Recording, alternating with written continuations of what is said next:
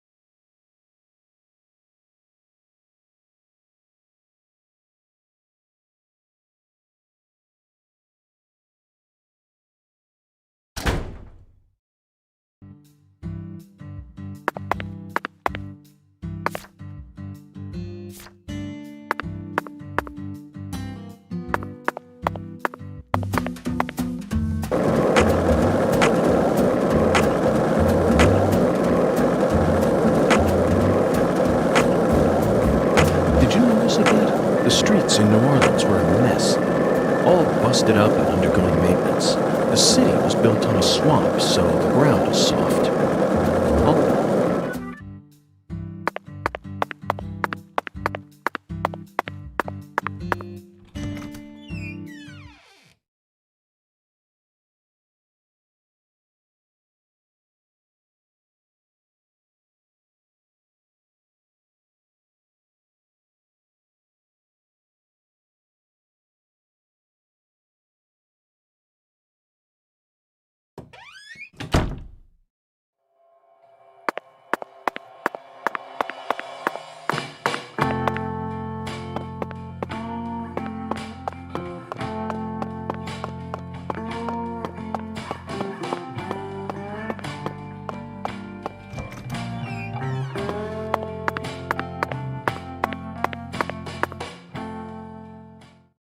Zach, let's go over our progress. We've got a complicated case on our hands this time, especially as far as the Clarksons' relationships go. But in a way, it's also a simple one. Understanding them on a deeper level is the most efficient way to uncover the truth behind all this. That's the one thing I'm sure of.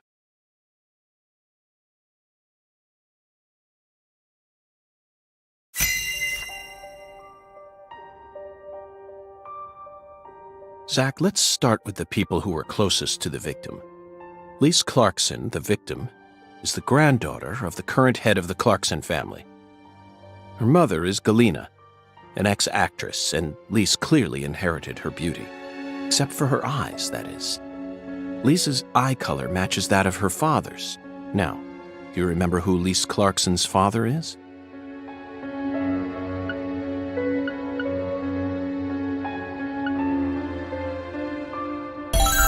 That's right. Lisa's father is Danny Clarkson. His real name is Daniel E. Clarkson. He's from Florida and used to be the CEO of a talent agency. Danny struck the heart of Galena and successfully became a member of the esteemed Clarkson family. Despite being the son-in-law, he acts like he was born a Clarkson, but he's still just the son-in-law. Next comes what happened to Lise. According to Alexis, Lise said that the man was as tall as an oak tree. I believe that's the same 10-foot-tall giant who made the fingerprints we found in the cold storage warehouse. Now, what did this man do to Lise prior to her murder?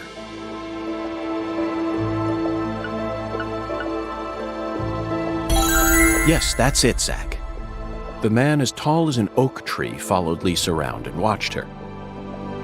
Despite his towering stature, he must have been rather shy. Or perhaps he was merely biding his time and planned to kidnap her from the very start. If that's the case, there should have been some evidence left at the scene of the crime. Zach, we're still missing some puzzle pieces. Speaking of the scene of the crime, I did some profiling in the plantation's control room. The truth it revealed to us was nauseating and horrific, but we need to touch upon it if we wish to proceed. Isn't that right, Zach? Who actually murdered Lise Clarkson?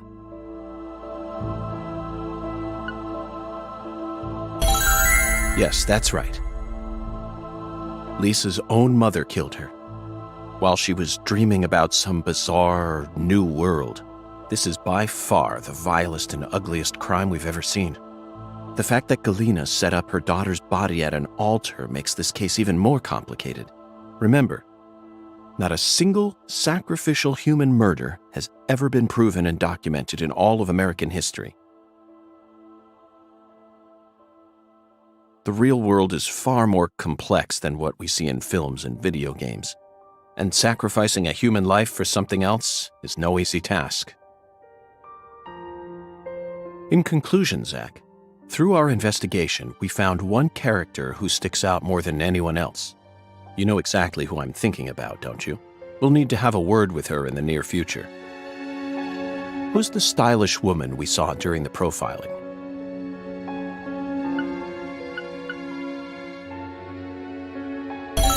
Professor R. We haven't met her yet, but she's deeply intertwined with this case. Let's wait for the skeletal gentleman to guide us to her with an oracle. Well, Zach, what do you think? The people here are just as warm as the weather, and the food is to die for. Might be nice to move down here after I retire. What, still too early to talk about that? You may be right. After all, this case has only just begun.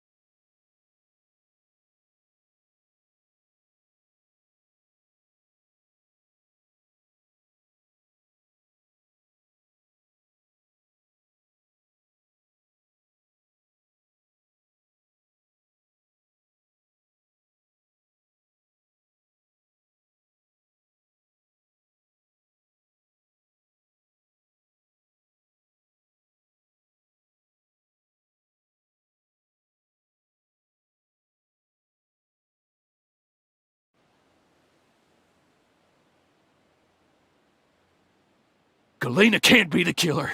They're making all this shit up.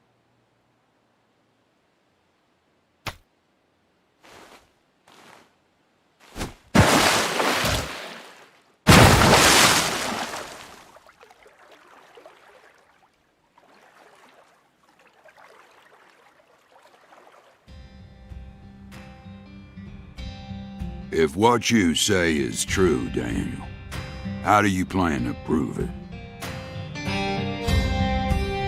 It's nearly been a century since the Clarksons first took control of Lucari. 100 years. I always thought my legacy would live on for 300 at least. I'm gonna find the real killer and beat the living dog shit out of him. Yet it looks to me like times have changed. We ain't in the good old days no more. You understand me, boy? Yes, sir. I'm right there with you, Paul. I'm gonna continue what you started, sir, and make the Clarkson family strong again. First, I need to find whoever really killed Lise and bash their fucking brains in. I saw this coming. Ever since the day Lenny left home, the town of Lucari has been cursed. We can't stop what's happening now. It's too late. It's beyond me. No. It's beyond the minds of anyone who comes from the olden days. You understand me now, boy? Yes, sir. Believe me, I do. I'll kill him. Just leave everything to me, Paul. Are you serious about this? Yes, sir. Right hand of God. Look right in my eyes. I ain't lying. I'm serious. I just need you to lend me some troops, sir. We need retribution right now. That's the job I've been given, and I intend to do it. Well then, let me ask you one more time. Are you serious about this? Yeah. Hell yeah. I'm a Clarkson, and all Clarksons have a job to do. Isn't that what we always say? Mm-hmm. Then I'll need an arm. Yeah. What? Well now, you want to use my troops, I'm gonna need to know whether or not you're really serious about this. Just one arm. Slide it on through that wire there, and it'll take care of it for you. Paul, I mean, you're joking, right? Daniel, have I ever told you a single joke? No, but... If you want to become a real Clarkson, then you done got yourself a job to do.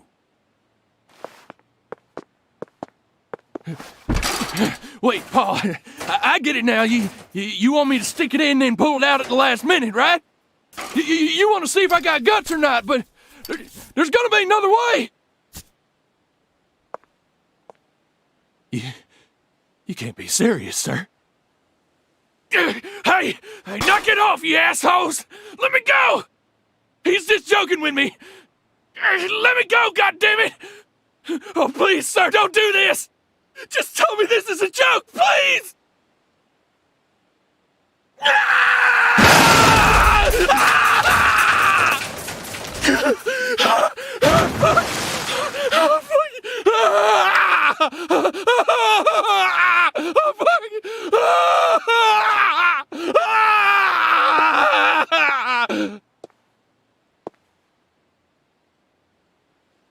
I am a Clarkson.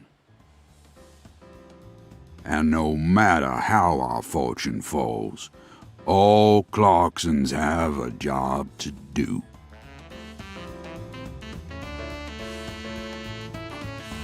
That be the law of this land.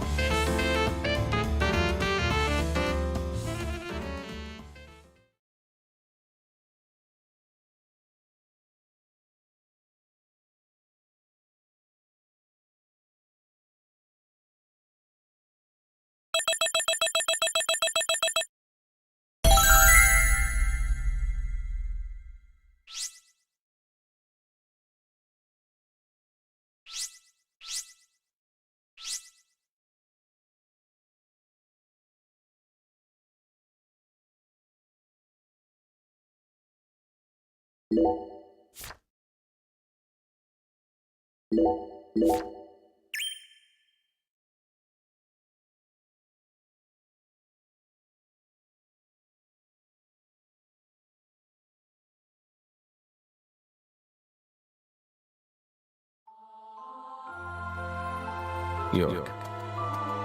you can hear me, right? I'll be with you soon. I'm not sad. Honestly, I can't wait. It's all I think about lately. I mean, we'll be together again. We'll get to discuss movies, food again. Everyone around here has bad taste. They don't understand things the way we do. It's a shitty world filled with shitty people. Oh, that reminds me. There are movie theaters and restaurants over there, right?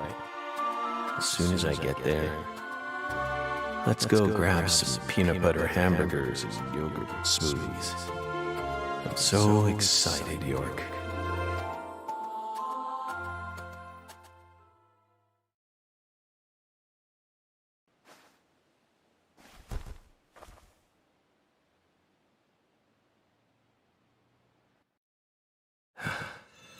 Please, York, don't rush me.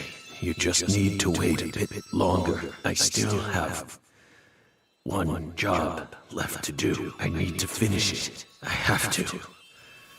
Or else I'd never be able to face you. Just give me a little more time, okay?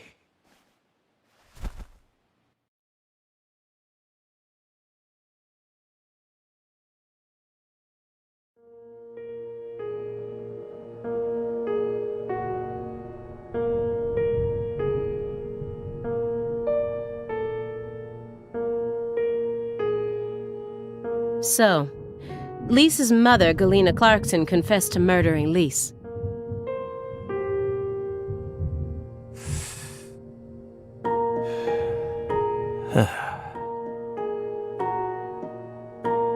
But then immediately afterwards, she went insane.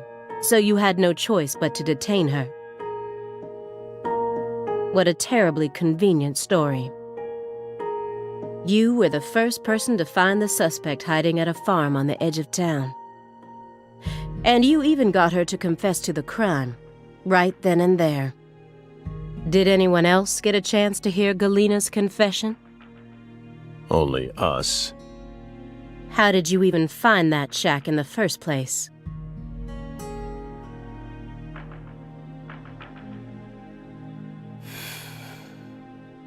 Metaphysical offender profiling. Meta what? Should I know this word? Metaphysical offender profiling.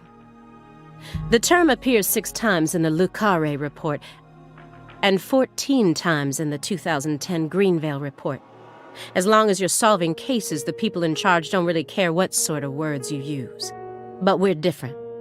You utilized a highly abnormal method to instantly hone in on a suspect. Then you did it again and again. And every time you used it, one term kept appearing in your files: metaphysical offender profiling. Mr. Morgan, would you mind explaining to us what this term means? We could try. But no matter what words we used, you'd never be able to understand. You see, it doesn't pertain to this side. Come, my fairy. Stop hiding back there and give them the explanation they so desire. What? You're too shy? Mr. Morgan?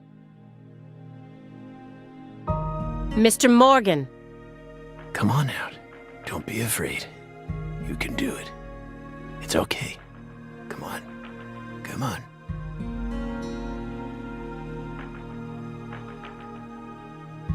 Is that all you have to say? Don't underestimate me, Morgan. I know you and the Clarksons share a deeper connection.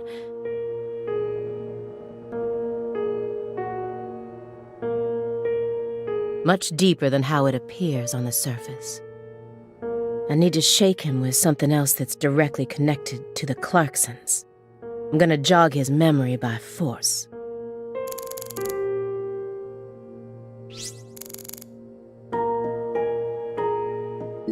A stack of old letters. These must be the letters that he mentioned in the report. That dragonfly mark proves it.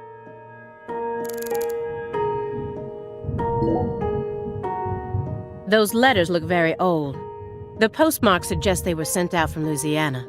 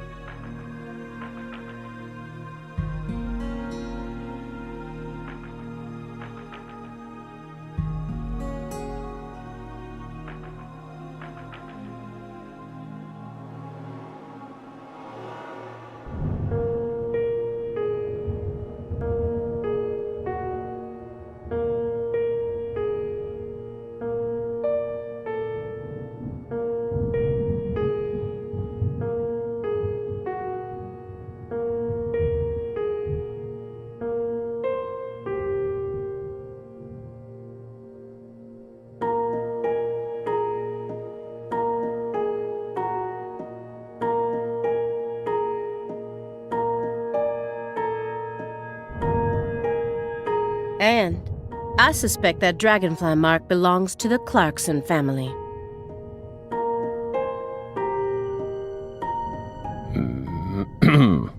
Maybe. So what if it does?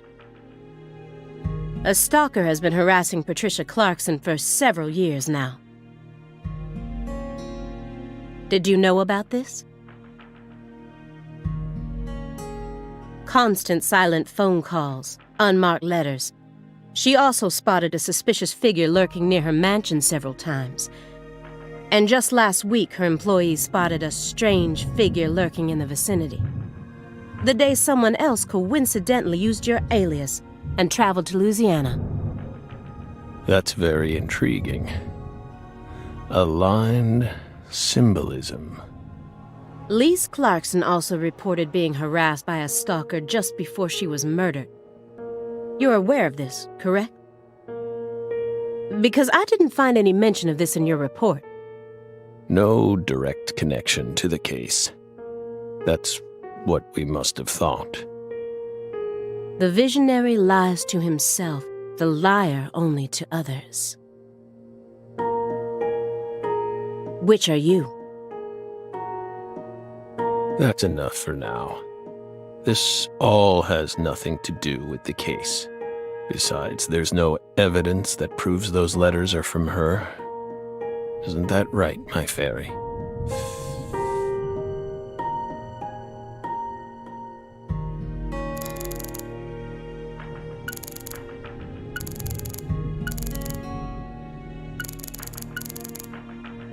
Reading over it again, I can't help but notice how well organized this report is. One might even call it perfect. Except some parts have been redacted in an extremely suspicious way. Why are all these places blotted out?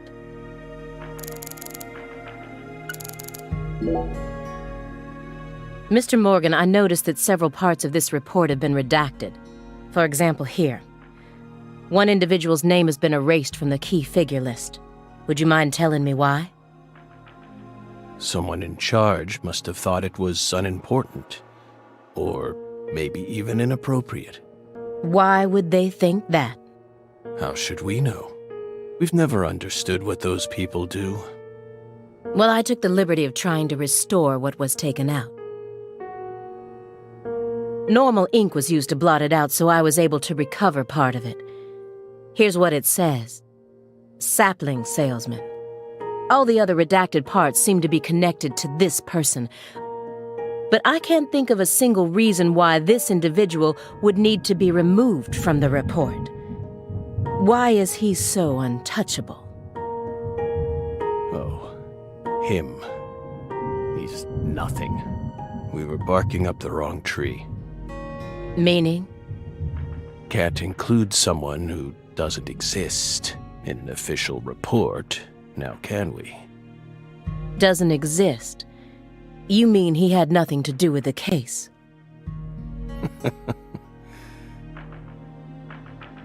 Yeah, you could say that.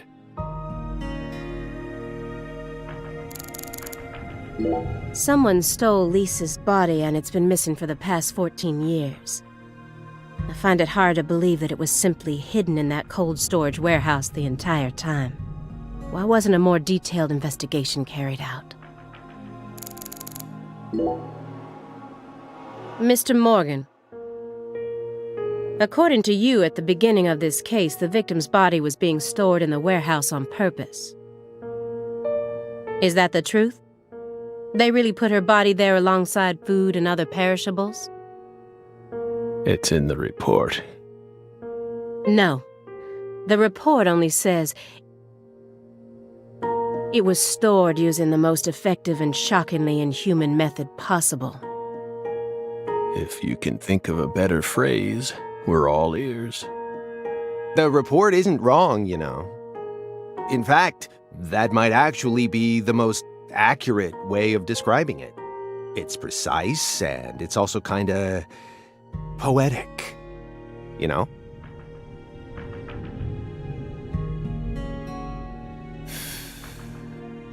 Wow, Simon. We never would have taken you for a poet.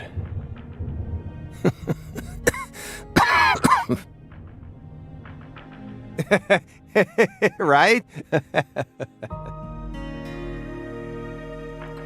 You two think this is a joke? Lise Clarkson's body was discovered in that cold storage warehouse after 14 long years. If you'd only done a proper investigation, we probably would have found her much sooner. That poor girl. We still regret the fact that we never got to meet her. We're sorry, from the bottoms of our hearts. I only hope it didn't happen that way by design. Will you comfort me? Thank you, my fairy.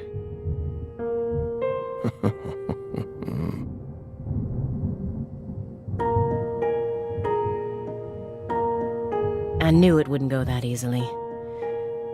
Maybe I should try asking my questions in a different way. I could use Agent Jones here.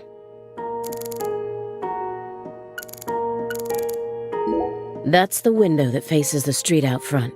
I can tell just from the layout of his furniture. Now I'm surrounded by everything I couldn't see out there.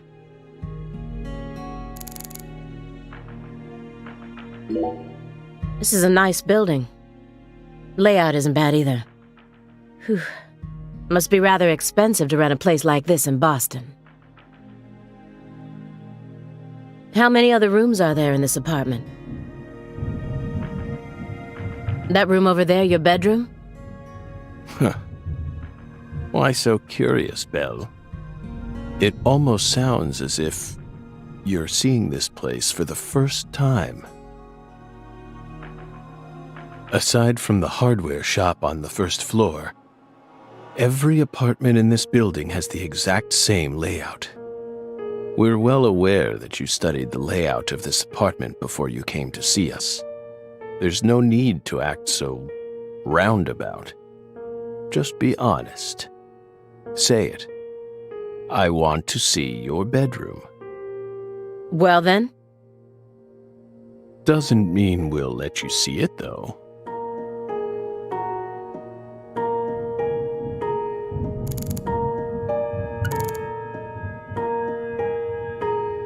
Films teach us all we need to know? That's ridiculous. I'd rather read a book than watch a stupid movie.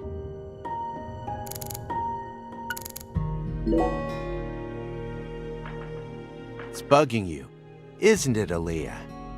Huh? What? I get it. It's bugging me too. It's even got my heart racing a little. I mean, look at this. Nothing but DVDs. Not a single Blu-ray in sight, just pure, unadulterated DVDs. And he's got VHS tapes, too. I don't even have a VHS player in my house anymore. Whoa, look at this. Check it out. This one's got a lot of pizza in it, remember? You're not wrong, Simon. There's a very large quantity of pizza in that film. 1987, directed by Mel Brooks. The version on that tape is the one we recorded back when you could catch it on cable TV. Oh, seriously? Damn, Morgan, that's incredible. You're really living the dream, man. I hope you both haven't forgotten that this conversation is also being recorded.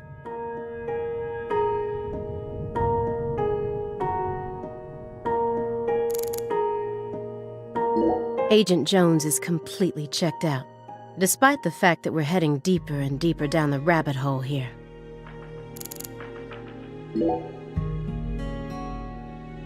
Agent Jones! Are you paying attention? Or do you intend to waste Mr. Morgan's precious time? No, sorry. I'm just a little tired. I'm listening. Take your hand out of your pocket. Didn't they teach you any manners at Quantico? Oh, right. Guess they slipped my mind. My bad. I'm actually kinda nervous. I'm not used to this sort of thing. Data analysis is my specialty, you know. I'm sure I'd be able to calm down a bit if I had some pizza, though.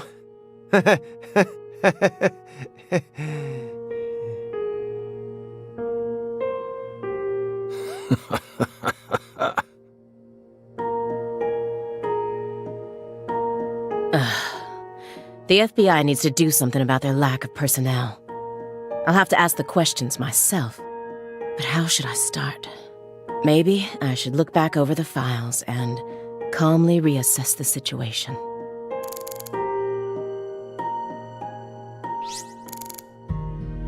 An elegant antique lighting fixture. And most of his other furniture is of the same quality. Why is his room such a mess then? This is why, instead of calling him a dangerous person, they've labeled him a high-functioning sociopath.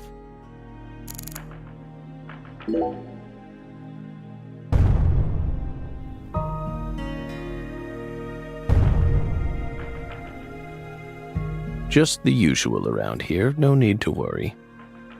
The usual? Yes. A strange person lives upstairs. Every now and then, he makes noise. What's strange about him? Several years ago, a woman was murdered upstairs. Her husband still lives there. Yikes. He's ex-BPD, and apparently he's still searching for the killer. But it seems like they cut all support for the investigation due to decreased funding. The team on the case wanted to keep working on it, but the suits wouldn't hear of it. A tale as old as time. Due to his situation, perhaps, he's been making a lot more noise recently, like you just heard. You never noticed anything, Agent Jones. Well, I did hear some loud noises every now and then. But I didn't think they were real noises coming from upstairs. I mean, look at him!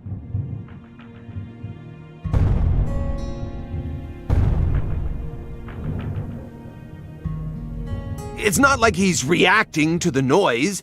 He always just went about his business as usual for all the years I've watched him. So I just figured it was coming from the TV. You really amaze me sometimes.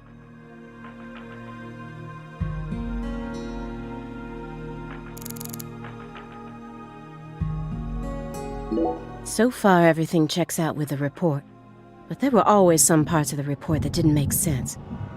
He expects me to believe he just happened to solve a case this difficult while he was on vacation? And metaphysical offender profiling? I won't let him distract me with his fancy made-up words. After you arrested Galena Clarkson, you had a run-in with the Clarksons. At least that's what it says in the report. What exactly happened there? Just a simple run-in, that's all. Nothing but a single phenomenon. Chasing hollow instances like that won't lead you closer to the truth. Truth doesn't work like that. A hollow phenomenon, which resulted in a mountain of corpses.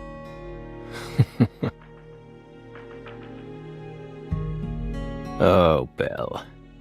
We think we finally understand what you're trying to say, but don't be so voracious. How about another cup of coffee? We've still got a long way to go, you know.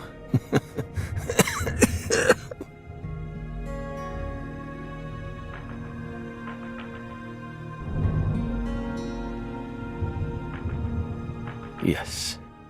It's coarsely ground, so there should only be 4 teaspoons per cup. No more, no less.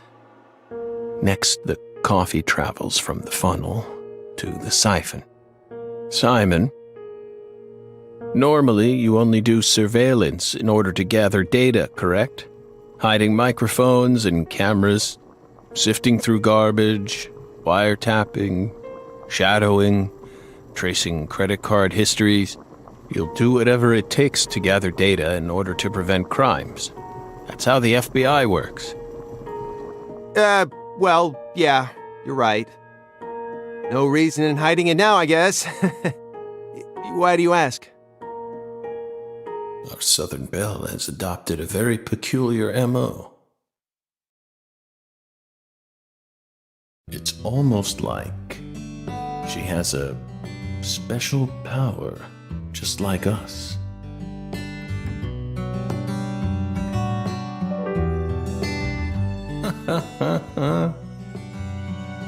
You've been watching us this entire time, haven't you, Belle? From that window. I don't need to answer that question. You came here on New Year's Eve, then spent 49 hours watching us until you returned to your hotel room last night. You observed us the entire time without sleep or rest. And you only ate once, some pizza delivered by Simon. Aside from that, you never drank any water or relieved yourself. You simply sat there and continued to watch us.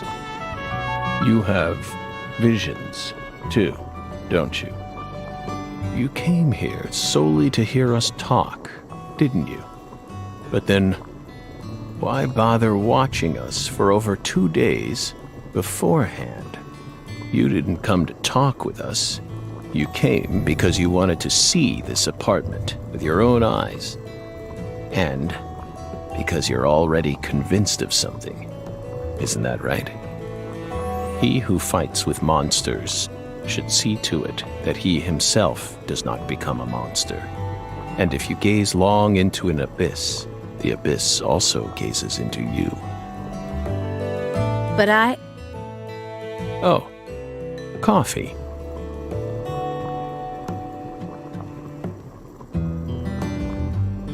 Thank you, my fairy.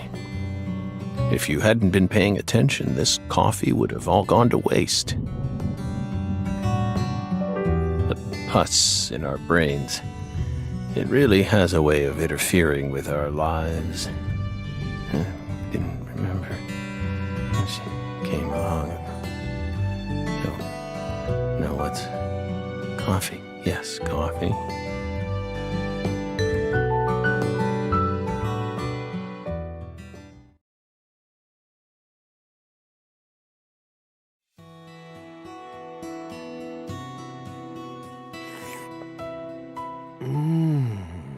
Oh. What the Christ? This is friggin' delicious. I thought I was gonna shit myself for a second there. Come on, Aaliyah, take a sip. Trust me. I'm not exaggerating here.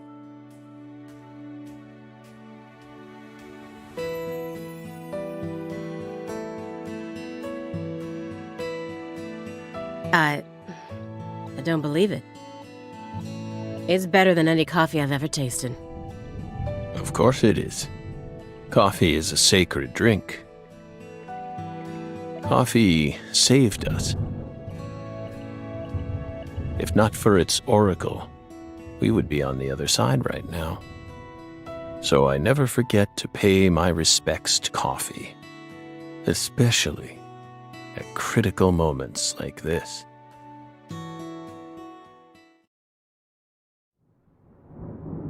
Big black cumulonimbus clouds are in the sky. And that sound. Thunder snow is coming.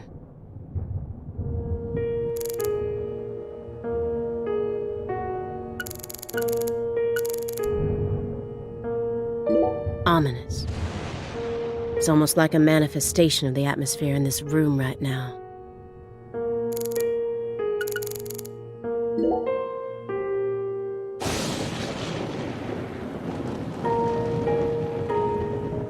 Do you hear that thunder?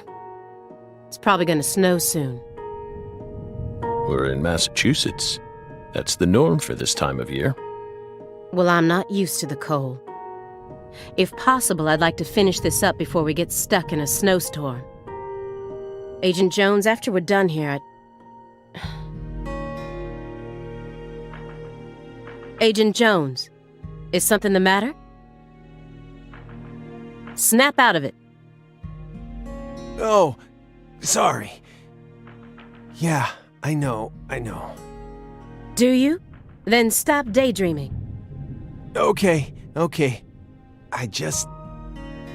You just what?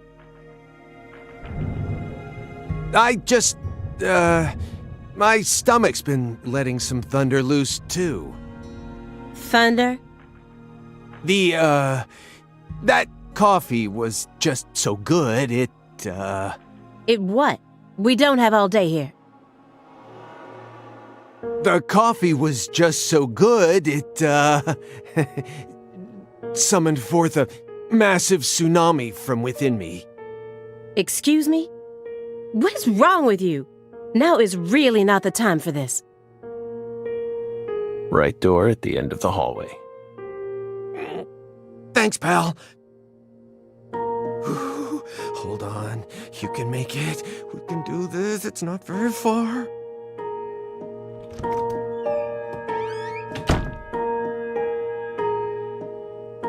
We promise you, we did not put laxatives in the coffee.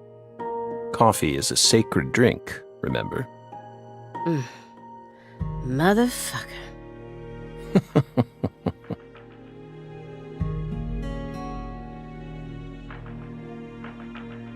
There's no doubt that the report omitted information linking Morgan to the Clarksons. I need to get him to confess. Oh yeah. That reminds me. There's a secret weapon in Agent Jones's briefcase.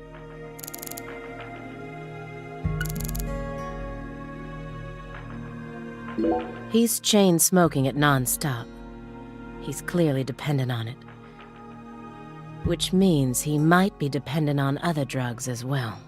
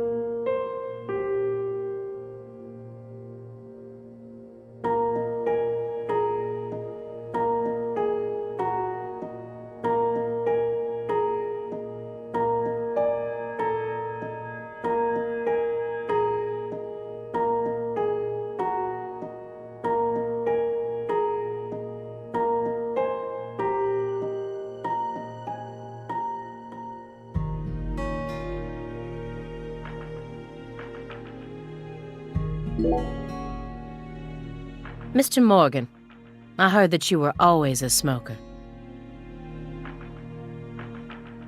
Did you ever wonder if that was the reason you contracted your illness?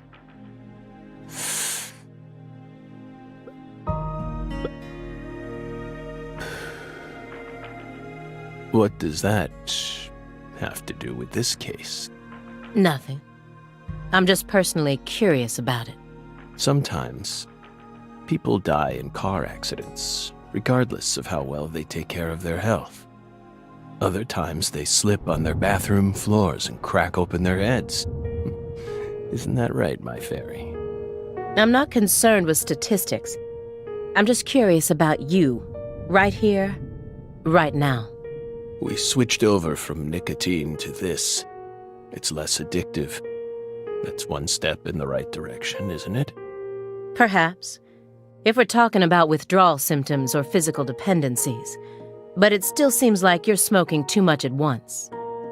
Honestly, it looks to me like you have a mental dependency. Maybe. But so what if we do? Surely you know about gateway drugs, yes? When a person starts to use one drug, it becomes much easier for them to branch out and try other drugs as well. The first drug acts as the gateway that leads them to stronger substances. Oh, are you trying to say that's going to happen to us? No. I'm simply saying there's a possibility.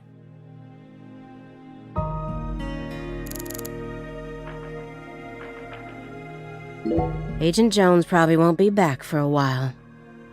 Actually, now might be my opportunity to make some real progress.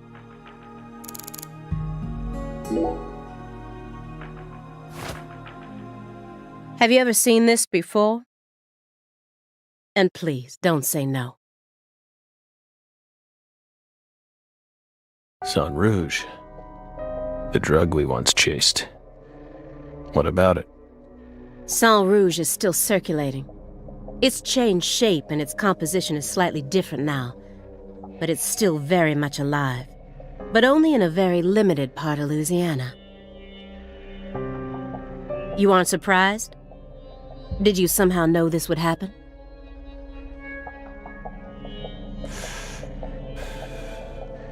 Copies of another drug being circulated isn't exactly a rare case. But Sang Rouge is special. The inimitable Enigma powder, the origin. It has many names, and no one was ever able to copy it. We've also been trying to figure out what it's made from ever since it appeared. But it's impossible to analyze. After all, it appears to be made from common ingredients that can be found anywhere. But if you try to use those ingredients, all you'll end up with is a mundane hallucinogen like DMT. If you're lucky. No. Sang Rouge requires a special recipe. The original recipe, which someone's been guarding this entire time. Someone who survived the incident in Le Carré.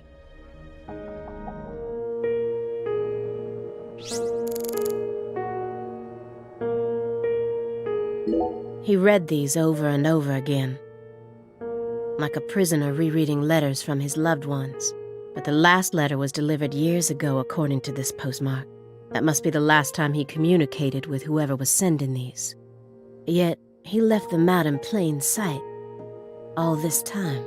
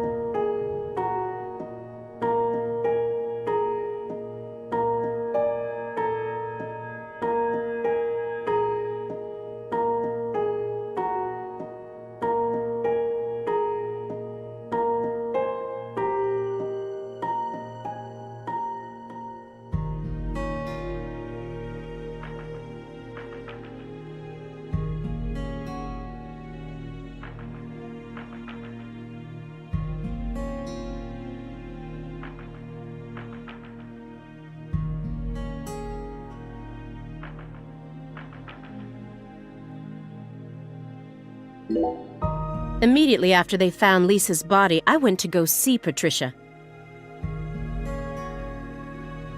In order to interrogate her, of course. So you told us. But I was unable to meet with her. She refused to speak with you, didn't she? That's so like her. No, she didn't get the chance to. You see, she's gone missing. What? To put it more accurately, no one's seen her since the afternoon of the 28th. According to her employees, she shut herself up in her room for several months before she disappeared. But since that sort of thing happened often, they didn't think anything of it. On the morning of New Year's Eve, they noticed her window was open, and when they went up to check on her, she was gone. But No one knows how long her window had been open for. This is just my hypothesis, but on December 28th, a strange man visited Le Carré and was spotted near her mansion. That man must have found some way to lure Patricia into his car, the '89 Cadillac that he bought used. Then, the two of them drove north to Trenton, where they boarded a train to Boston. They would have arrived here around midnight on the 29th, or perhaps early morning on the 30th. I believe this man is the same Billy Bishop whose name was previously recorded by the airline. So, what do you think of my guess? I'd love to hear your opinion as a former FBI special agent. Now we get it. We aren't persons of interest. We're the suspects. But what about our alibi? What alibi? I've had enough of your bullshit. You expect me to believe you haven't taken a single step out of this room? That Agent Jones is your witness? Surveillance cameras can easily be tampered with, especially by someone like you, who knows all about how the FBI works. You're possessed by death. Go and take a look at your own face in the mirror. You look like the Grim Reaper. After you visited both Le Carré and Greenvale, you left a mountain of corpses in your wake. You can make all the excuses you want. I'm immune to them. Right here, right now, I want to know everything. You tell me the truth. Yes! You're good, Belle. Damn good. You're brimming with potential. Don't you think she's the perfect partner for our last dance? What do you say, my fairy? Don't you agree? She's good. So good. What do you want to know? We've got nothing to hide. Go on. Question us. This is how it's got to be. Doesn't this remind you of something? You know what I mean, my fairy.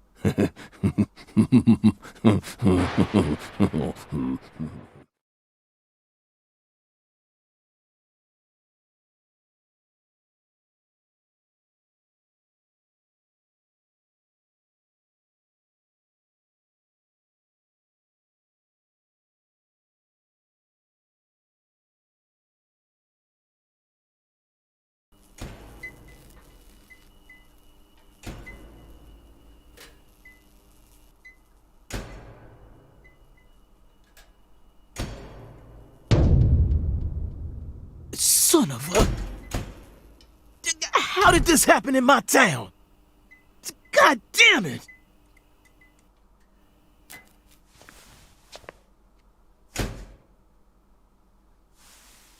The head and limbs were severed and lined up, according to the lines that were drawn with her blood. Just like migratory birds flying systematically across the sky. Hey, Zach, what do you think this means? They're severed roots. Severed roots? This is the way the Clarksons kill someone when they want to cut 'em off from the family. And how do you know about this? Everyone in town knows about it. They're just too scared to talk. What does the V stand for, then? Beats me. What, you think I know everything now? Vilitatio. It means quarrel in Latin. That's what the V stands for. Latin. Intriguing, isn't it, Zach? There are no defense wounds on the corpse. In other words, Galena showed no signs of resistance when she was amputated. But, strangely enough, there are small traces of subcutaneous bleeding around the wounded areas. That's a vital reaction, which means she couldn't have been dead. You mean... Yes, that's right, Patty. Galena was amputated while she was still alive, and she never resisted. Is that even possible? It certainly isn't impossible. For example, if she was put to sleep with a drug, or if she desired the amputation herself. Why would she ever desire that? Mr. York, I'm sorry, but there ain't no way that could have happened. How can you be sure of that, Melvin? Our world contains phenomena that could never be explained with logic. This is especially true for phenomena in which humans are involved. Do you really think all the facets of love and hate can be explained with logic? Well, no, I don't reckon I do. Yeah, might be too early to rule out those possibilities, just like you say. Zach, now we truly know just how deeply the Clarksons are involved with this. Patty, how long does it take to reach the Clarkson estate? Just a short drive. You just gotta head west along the Mississippi. You can't miss it. Got it. Thank you, Patty. By the way, Melvin, no matter how accelerated Patty may be, don't you think she's still a bit too young to see something like this? For the record, I have no intent to instruct others on how to raise their children, but... Holy moly, you're right! Patricia, CLG! Come on, sweetie. Kids shouldn't have to see stuff like this. Daddy, it's too late now.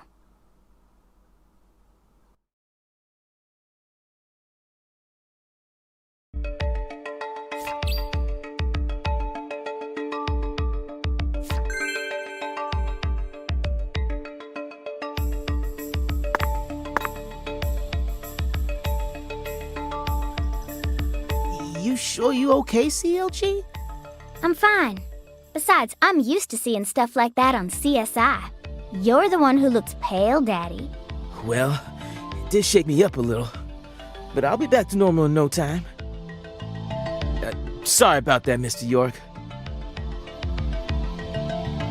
What say we rest in the interrogation room till we all calm down, CLG? Sure thing, Daddy. I'm gonna go sit with Daddy for a bit, Agent York. We can join back up later.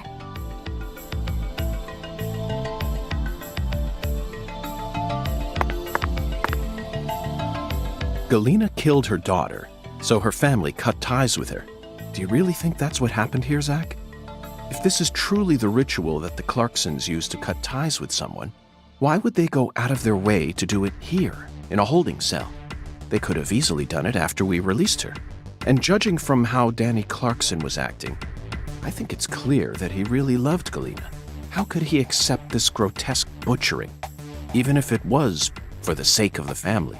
There's no point in ruminating on this. We should get back to the investigation.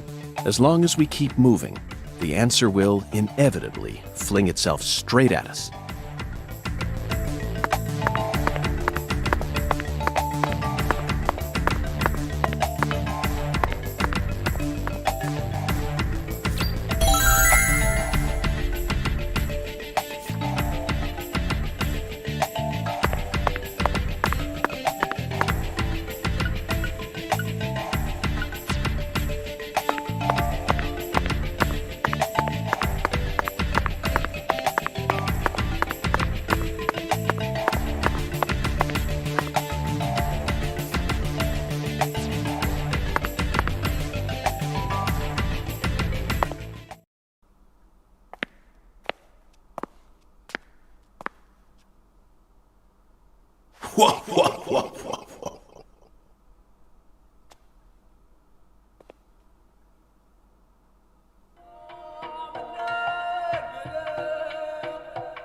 You found the flying serpent.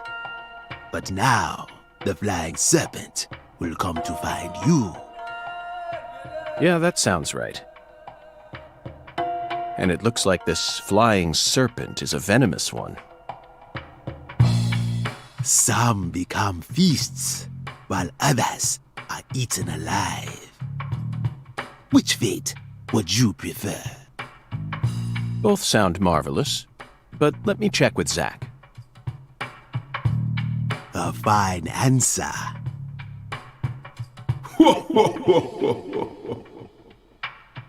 Find the one who fired the pistol at heaven. Within the white hall of beds, brandish the ticket to the goddess. And once again, you will see the other world. Do you comprehend the oracle? Zach, it looks like he's hell-bent on leading us back into that other world. follow the oracle. Oh, I will, Hungan. There are only two types of things in our world. Things that should be resisted and things that should be accepted. And I believe this oracle is something to accept.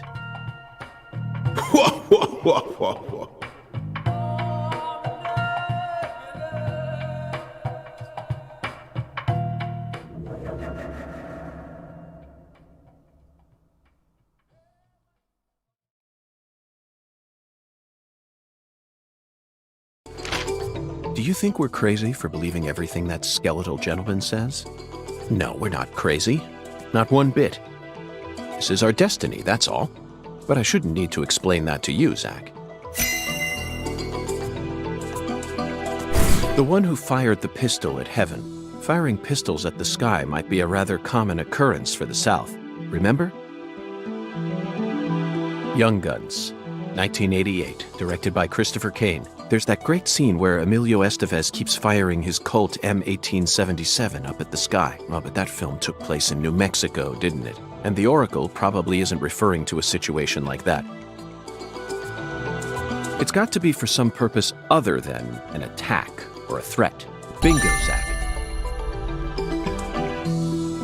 We're currently running a race here, and the one who started this murder investigation is indeed the one who fired the pistol at heaven.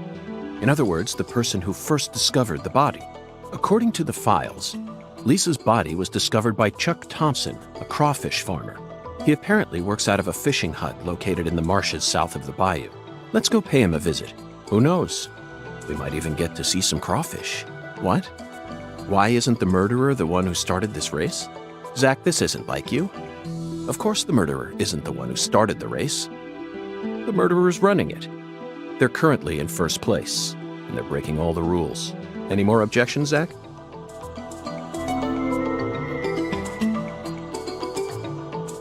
Within the White Hall of Beds.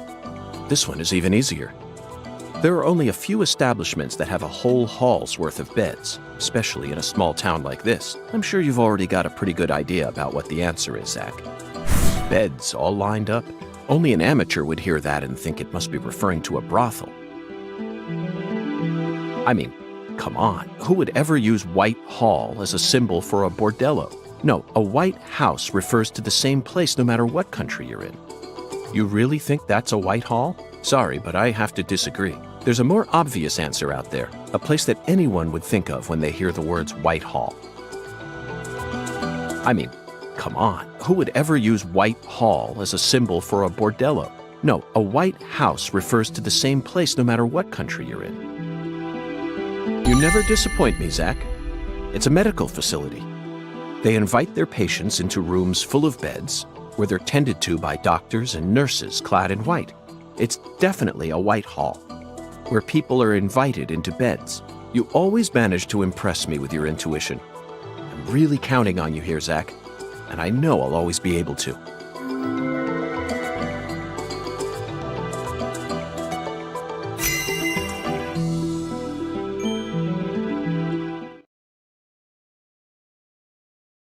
Agent York, you're trying to leave without your trustworthy assistant? Hello there, Patty. I'd never attempt such a thing. I was simply engaging in a battle of wits with Hungan while I waited for you. Hungan?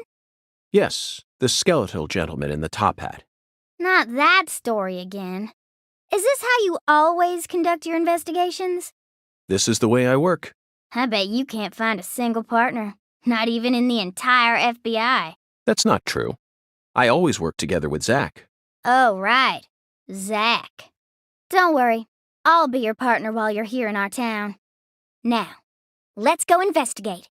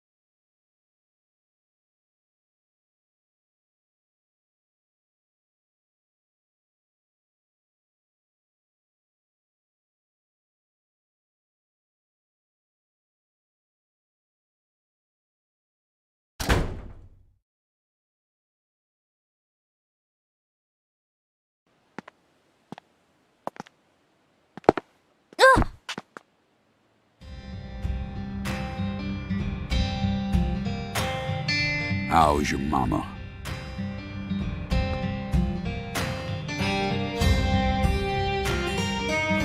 So, you're that hotshot FBI agent I keep hearing about. And who might you be? I came to claim the body of my daughter. My daughter, who was murdered in a holding cell after you detained her yesterday.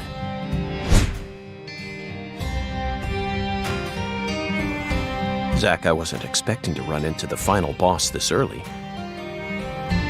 You must be the head of the Clarkson family, P.J. Clarkson. And you've come to claim the body of Galena Clarkson, whose dismembered corpse was found early this morning. Is that correct? Where did you learn that Galena had been murdered? Zach and I just learned of the news ourselves. This is Lucare. And I am P.J. Clarkson. There ain't a single thing I don't know about this town. I see. So then you must also know about the Severed Roots ritual. I have a question for you, Philip. We suspect that Galena was murdered by someone from the Clarkson family. Have you given that possibility any consideration? Listen up, you FBI piece of shit. You better watch your manners around my pa. Shut Or up, else. Daniel. But, sir. My bad, sir. I'll have you know I once had 3 children. But I must not have raised them very well, because my son and my eldest daughter both ran away and never came back to me. The only one who stayed by my side was my second daughter, Galena. Then she done married Daniel here into the family and presented me with both an heir and a granddaughter. Seemed for a while as if things were finally starting to calm down. But then, someone corrupted both Galena and Lise. And I lost everything. Well, aside from my shit-heel son-in-law, that is. You understand me, FBI? Galena's death is nothing but a loss for the Clarkson family. That doesn't mean the Clarksons are automatically innocent, though. Humans don't always act out of self-interest, do they? That mouth. You're starting to sound more and more like your mother.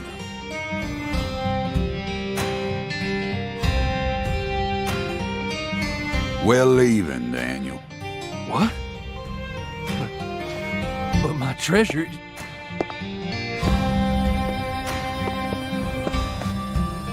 Now, whether you end up being an angel or a demon, I reckon you're the man I've been waiting for all this time. Once you finish that autopsy and we're clear to take her home, I want you to give me a call.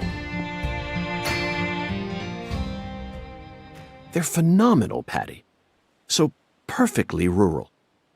Ominous statements, foul-mouthed insults.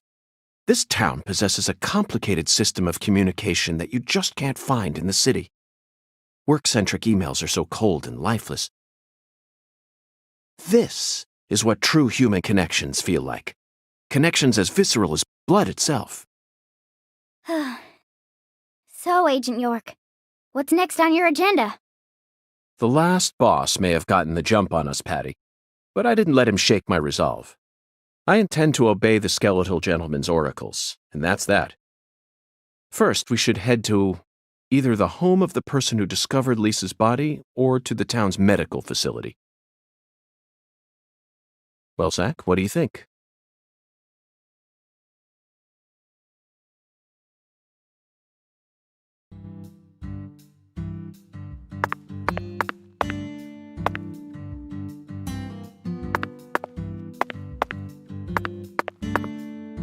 It really seemed like you knew who Galena Clarkson was. Well, I've never actually talked to her, but it's a small town.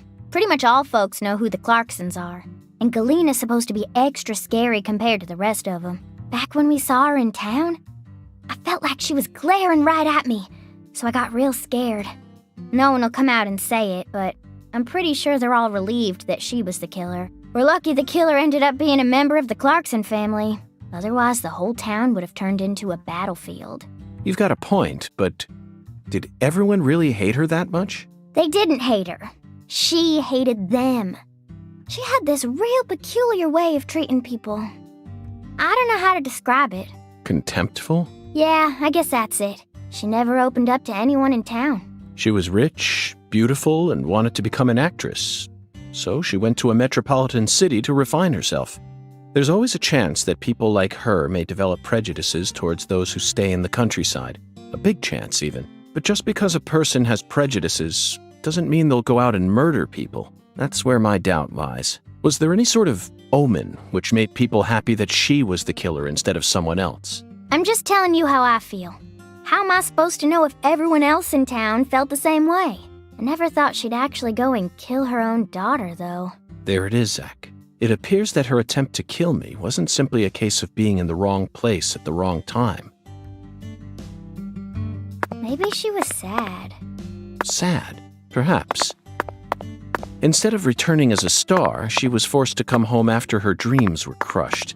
That certainly sounds like a sad story, doesn't it, Zach? No, Agent York, not that kind of sad. The kind of sadness that keeps folks away, hidden behind her attitude. Is there a word for that? Maybe it ain't in her attitude or her words, but the way she appears. Yeah, it's in her eyes. They remind me of someone. Who? PJ Clarkson? No, someone else. I can't remember. That's okay, Patty. Just let me know if you happen to recall it later. Until then, Zach and I will help you think.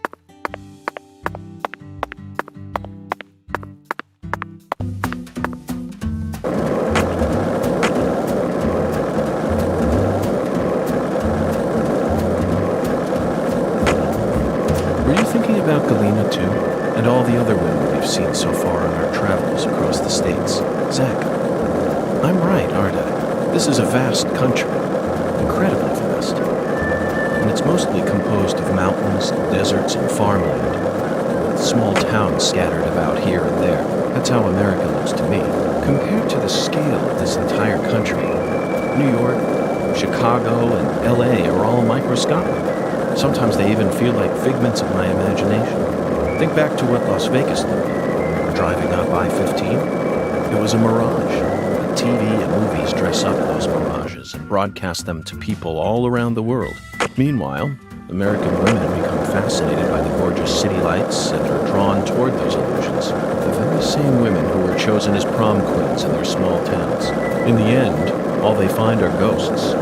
Once their eyes adjust to that blinding light, they realize there's nothing but vanity and lust surrounding them. They finally figure out that it was all in their heads. Then they quickly try to satisfy themselves with something else. Drugs. And drugs are the gateway to a whole pantheon of crime. Zach, remember what you told me once? The women who turn to crime aren't the evil ones. The drugs aren't evil either. They're nothing but chemicals. The ones who feed off those women and use them. They're the ones to hate. Let's go, Zach. We need to find the person who's hiding behind Galena and drag them out into the blazing southern sun.